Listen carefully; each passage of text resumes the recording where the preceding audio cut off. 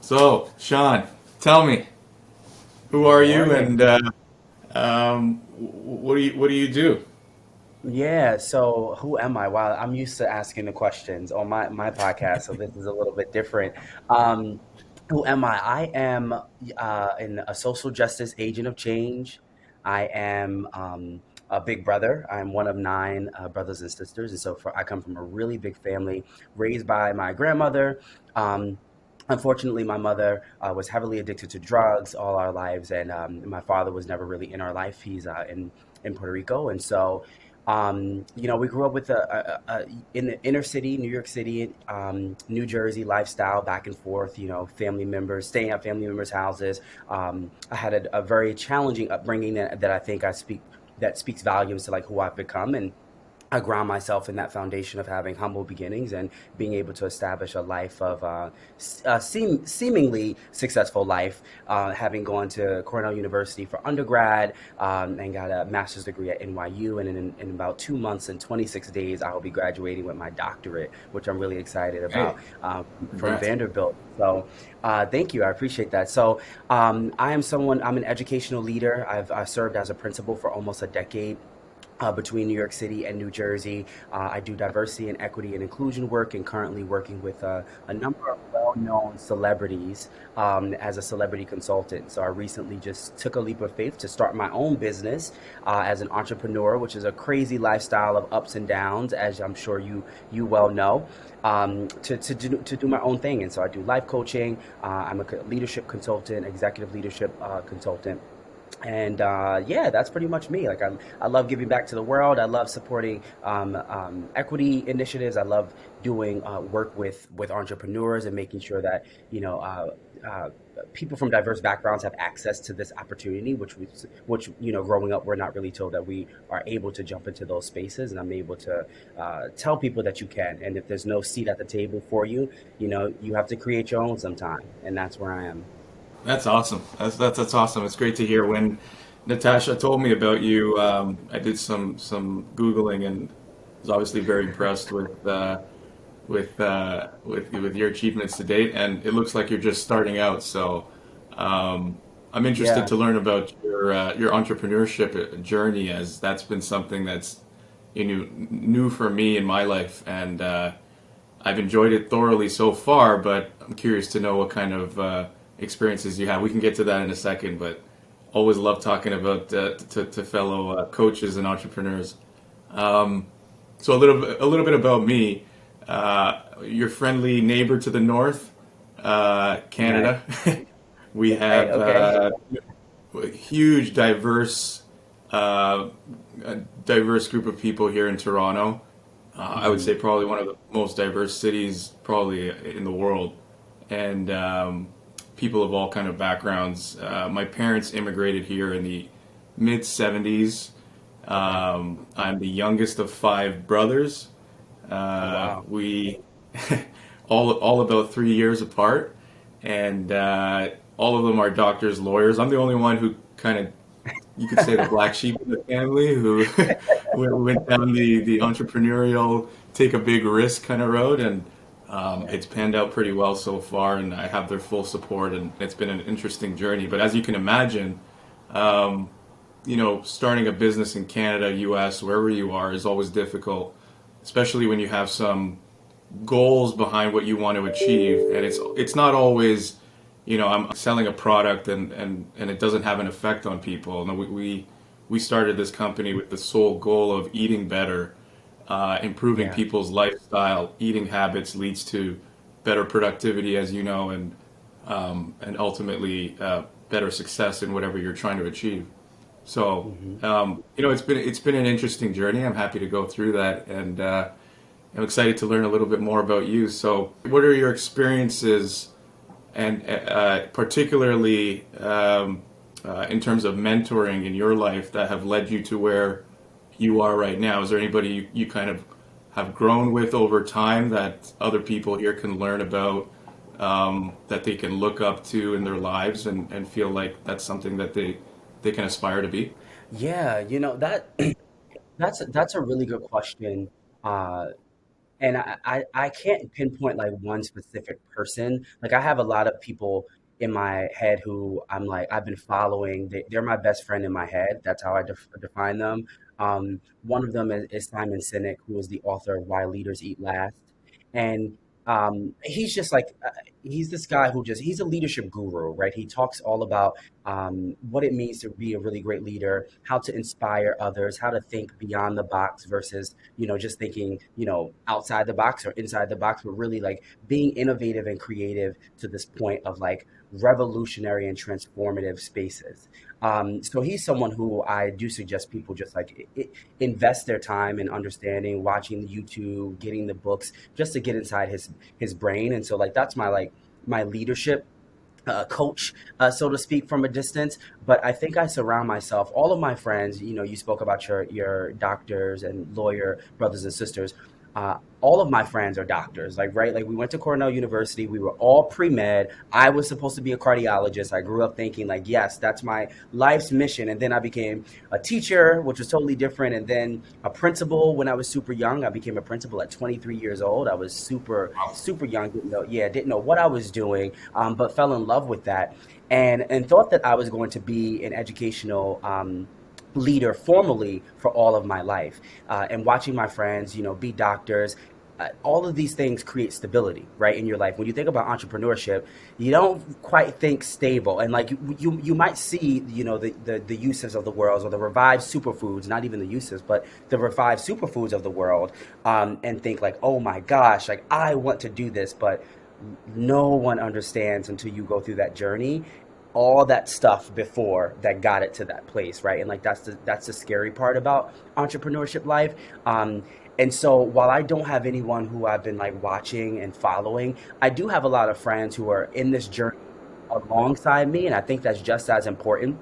I think sometimes it might be even a detriment to sort of like see the examples, right? Because they're just the examples, and that's all you really see. But until you have people who you surround yourself that's going through this journey, where you wake up some days and you're super motivated and super like I'm excited, I'm gonna like tackle the day, I'm gonna schedule as many meetings or get as many clients as possible, or sit in the creative space and create new ingredients for new products.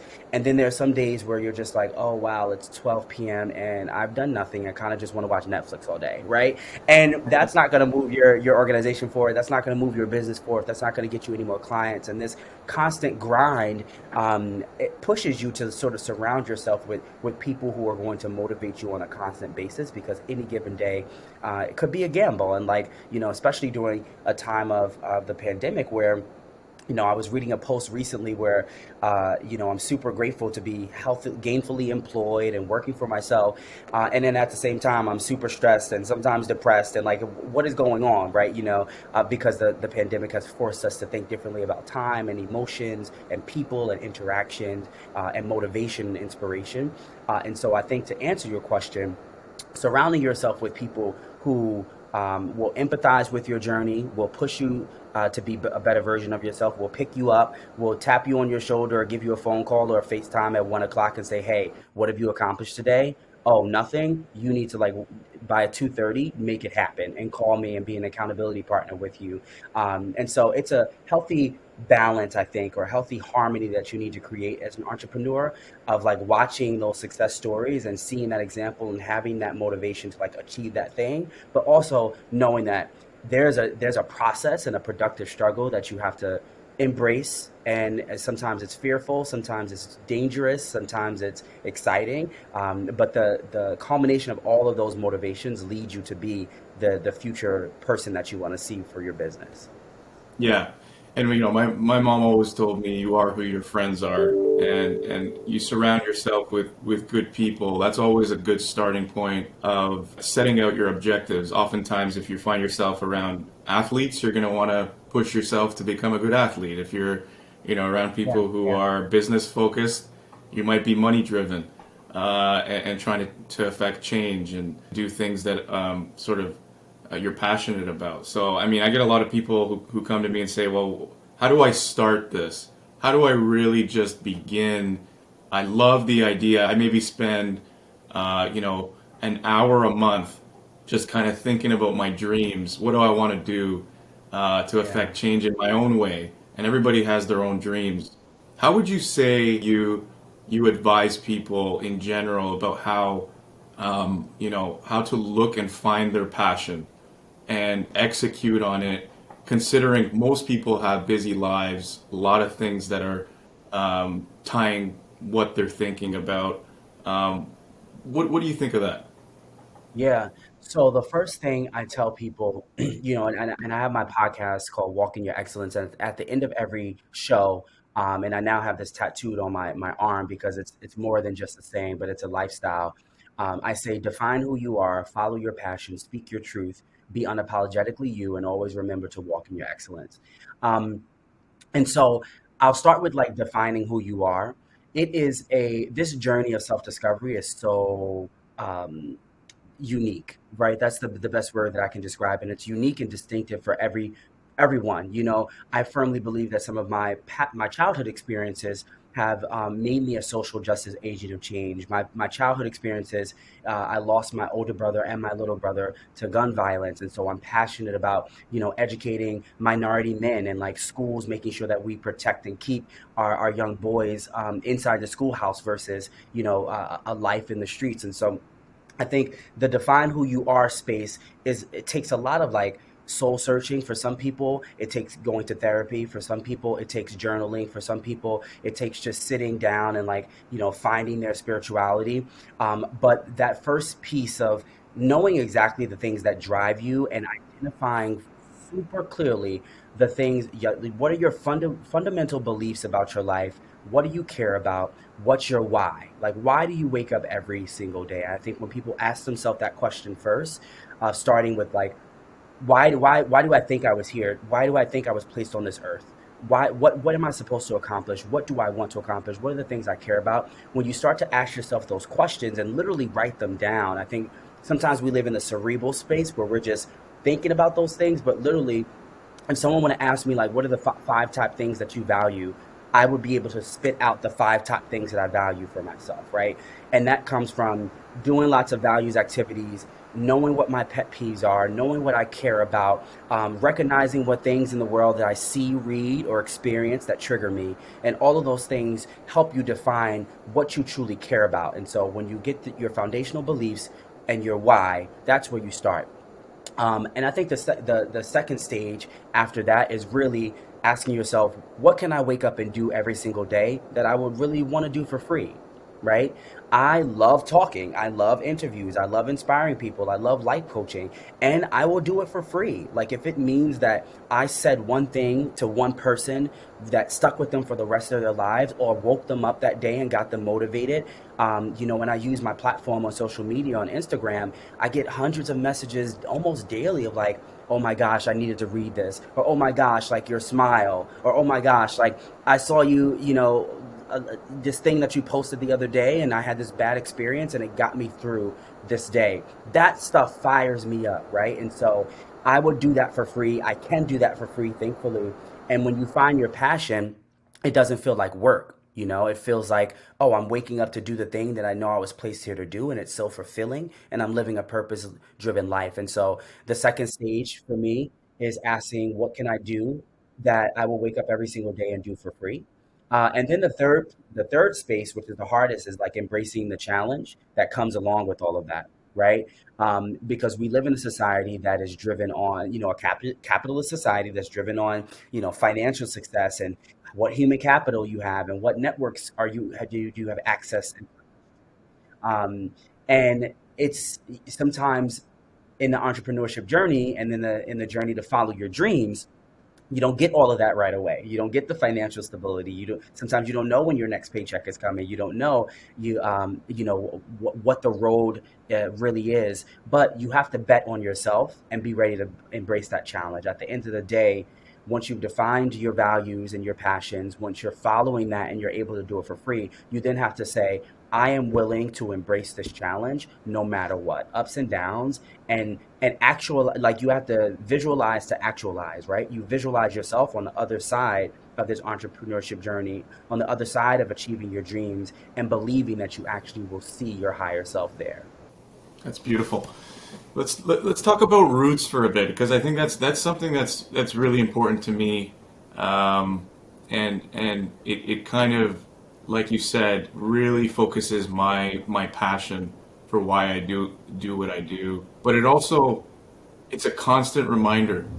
Every day you remember who you are in everything you do, Yeah. everybody you speak to, and Yep.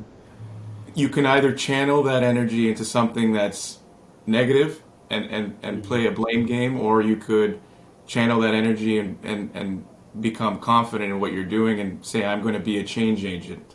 Yeah. Somebody who wants to actually, in every conversation I have, every little email I send, text message, I am exemplifying who I should be, and Mm. and to me that's powerful. So as people of color, me being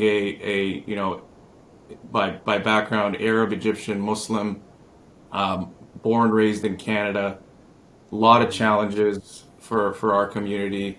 Um, how do you kind of manage through all that and try to achieve what you want to achieve? Because there's a lot of roadblocks. Hmm. And sometimes it's not as clear as what you want to be, but you got to be able to fight through it. What kind of thought process do you need to have to overcome, um, the problems that our society faces in allowing people like us to achieve success? Yeah, wow. That's a deep question, Yusuf. And I'm not going to use profanity for the sake of the interview, but you got to have an attitude, a certain attitude about yourself that really is unapologetic. You have to have an attitude of resilience. You have to have an attitude um, of fearlessness. Um, and you can't be afraid of failure. I think a lot of, as people of color, we constantly live in this space, and you touched on it, of double consciousness, right? Like our identities are show up in everything that we do. Like you said, every interaction, I am a black New York City young, biracial from the hood. Like you cannot, you can't run from that, right? And I think that society has forced us to sort of live in this space of constant imposter syndrome, thinking that, we're not good enough, or we don't belong, we won't belong, right?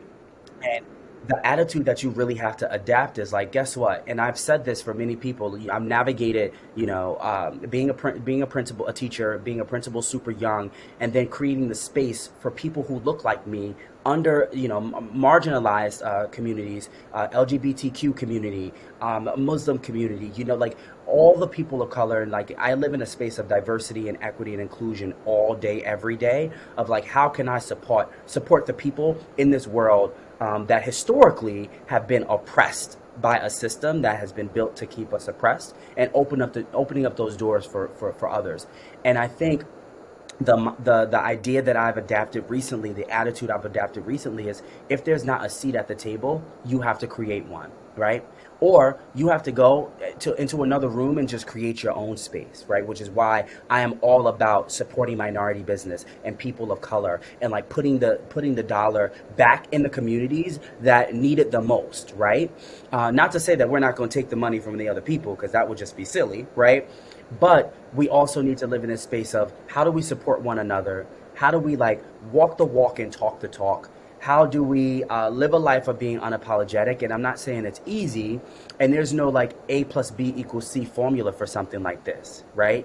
But it comes with building a thick skin. It comes with resilience. It comes with being in the space and challenging stereotypes and challenging microaggressions, and enlightening people, which sometimes is hard, right? To be in these spaces where you might be the only, there's a lot of research. I'm getting my doctorate, so I'm like in my doctorate space. There's so much research about the psycho emotional burden that we have as people of color when we walk into spaces and we are the only, right? Like for there, I know that you can empathize and relate to being the only Muslim, Egyptian, at all your backgrounds person in that space, and it's like, oh, who do I relate to? Who can I talk to? Who can I lean on? Like, could I say this? Could I not say this? Uh-oh, There's white people around. What do I do? What do I not do? Right? And I think, and I model this for others. I kind of like don't care. When I'm the only person in those spaces, I actually feel more empowered to speak up because my voice belongs in those spaces. And for so many years, historically, hundreds of years, we have been deprived of even entering the room. But now so that I'm here, we also have the audacity. We have to have the audacity. We have to have the unmitigated gall and the unapologetic spirit about us to say the things that we need to say, to not hold back.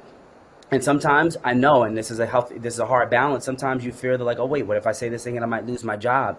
Well, yeah, you might, right? But at the end of the day, you have to sleep with you at night, right? And the things that you hold true to your heart. And once we, as people of color, start to embrace the fact that like we are great and we belong in these spaces, and this country was built, on the backs of our resilience and our pain and our triumphs and our love. When you start to embrace that and understand that and walk in that every single day, you get this sort of like, I don't want to call it arrogance, but you get this level of excellence that you're able to constantly live in, that pushes you to always dismantle those systems that have held us back. Yeah, love that, and I love the way that, man, it's just so real for so many of us who are now entering, like, at least, new immigrants, second generation, um, whose parents often lived in the shadows, of doing work that was not necessarily always recognized, didn't have an opportunity to move up at all. And we see the light, and we can capture that. We need confidence in our communities. We need some bold thinking. Oftentimes you have people who um, feel like it's an impossible road, and Yeah. it's not impossible. You can do it.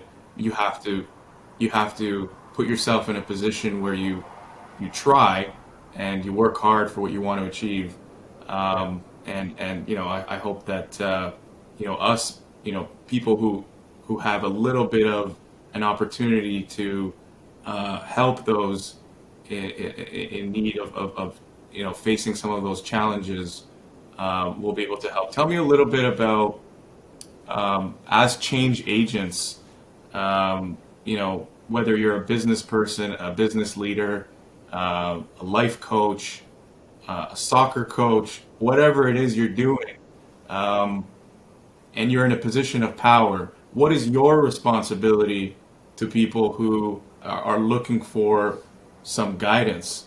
What can you do on a minimal scale in terms of words of confidence, and what can you do in terms of resources that might be available to you that Yeah. can actually affect change?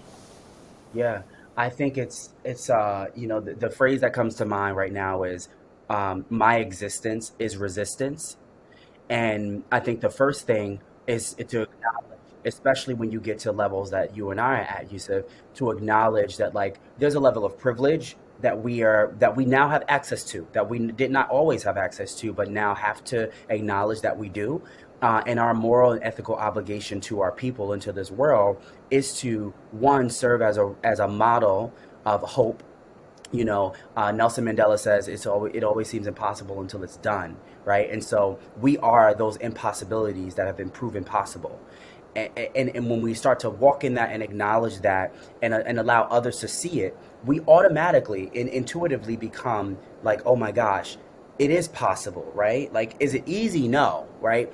But now that we have examples of people who have done it, one, being acknowledging that we've done it, two, allowing others access into the brains and into the hearts of those who have done it in order to achieve it. And that means like, building up that confidence. That means having conversations with people. That means offering up, your time, which is, I think, for people like us, one of the, most scarce resources. But every moment with someone who, wants to start a business, or every person of color who aspires to like follow the path that you followed in business or through education. They need to hear of the ups and downs. They need to hear of the lived experiences that we've had that got us to those spaces, and they need to learn from the lessons that we failed at. Right, like they need to hear, oh, here's, don't make this mistake. Right, like get further than me by not doing what I did 4 years ago in my career or yesterday in my career, right? And every time that we're able to have those conversations with people, we move the narrative forward, right? Like we reframe and dismantle the deficit based narrative that has been created historically for people of color in this country, and create an asset based narrative to who we are by the more positivity and the more progression that we pour back into our communities. And so having those conversations, connecting them to people, like I'm a natural connector. When I'm in conversations and I'm hearing people talk, I'm just like, oh, I got this person, I'm gonna like put you guys in a group text, or oh, here's this email, you should reach out to this person and have like a conversation regarding X so that you can solve that problem. And I think every small, small, I call them the 101%. Like, how do we as people pour in 1% and 2% and 3% and 4%, and that adds up to the 100% of excellence that we're trying to achieve in people? That means conversations, that means resources, that means connecting, that means reflecting and debriefing on lessons learned, that means existing and being proud in that existence, and modeling what it means to be a person of color who is a thought leader, an education leader, a business leader, an entrepreneur leader, and being in those spaces alone, and recognizing that we have power in those spaces, but not protecting that power and like giving it out. Like, I'm such an altruistic person by nature.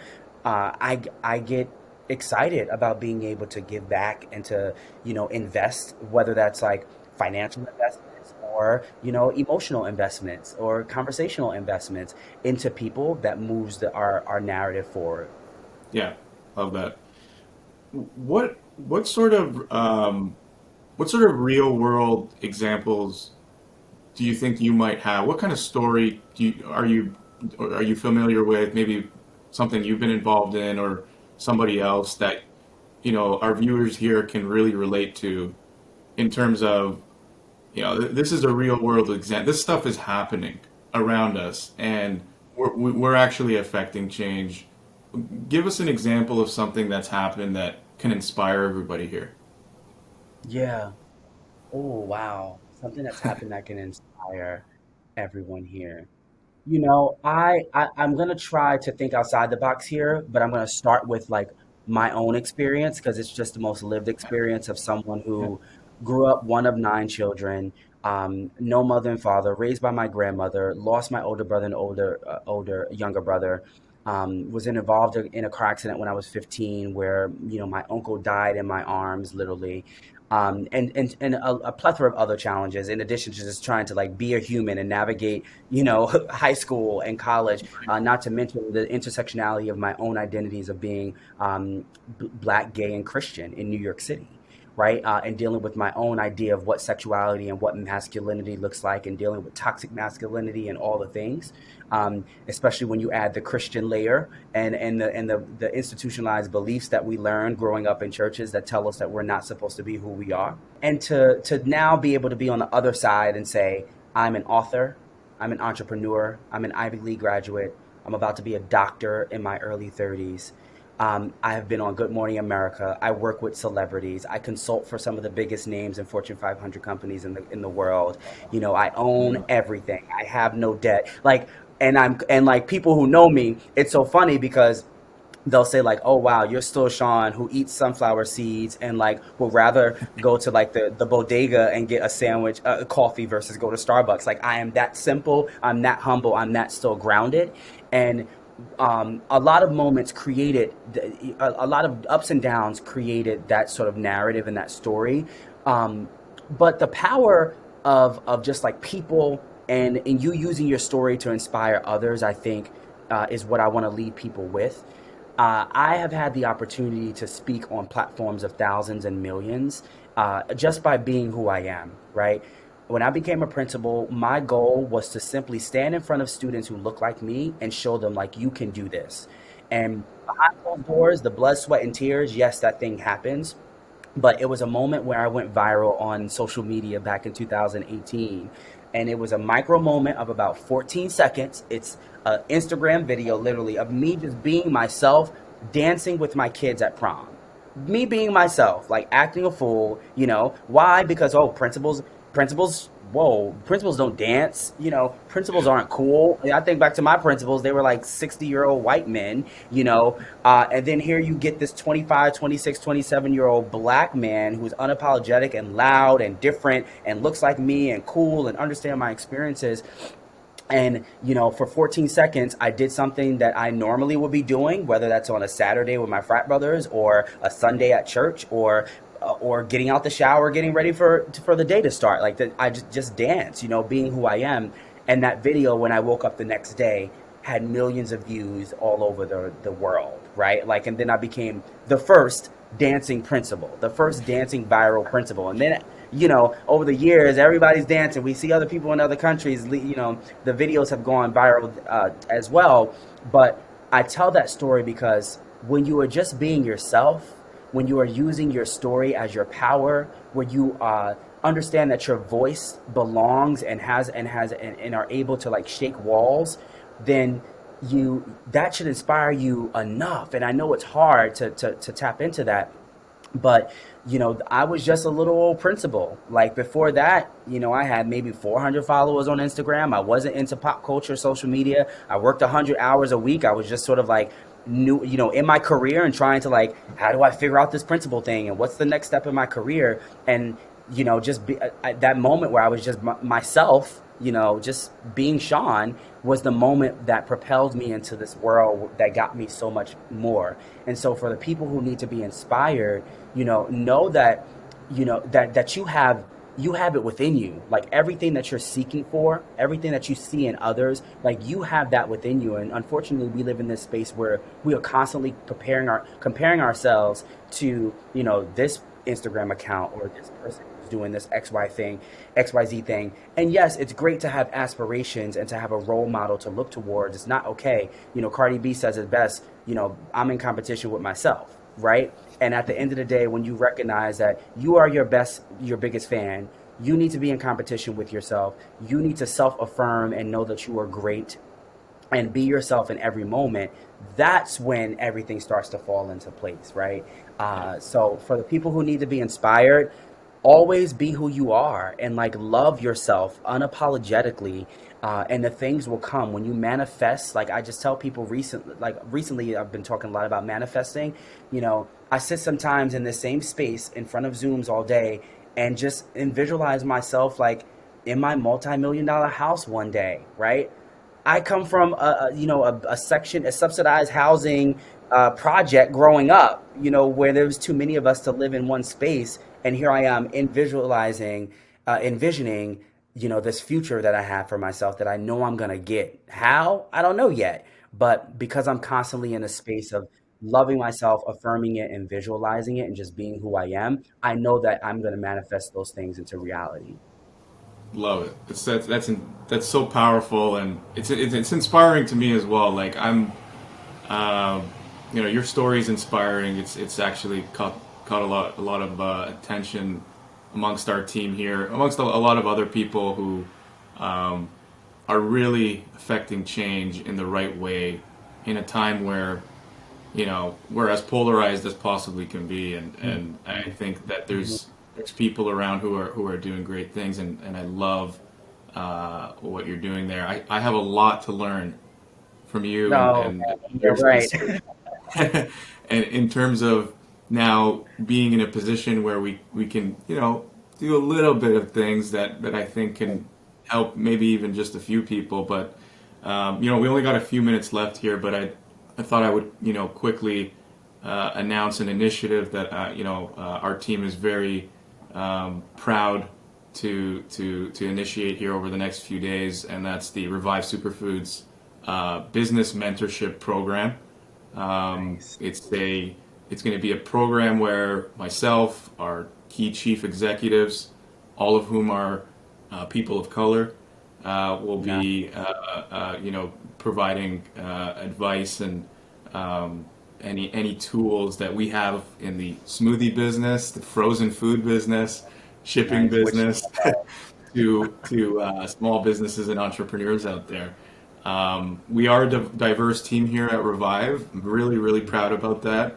Um, nice. it's a challenge.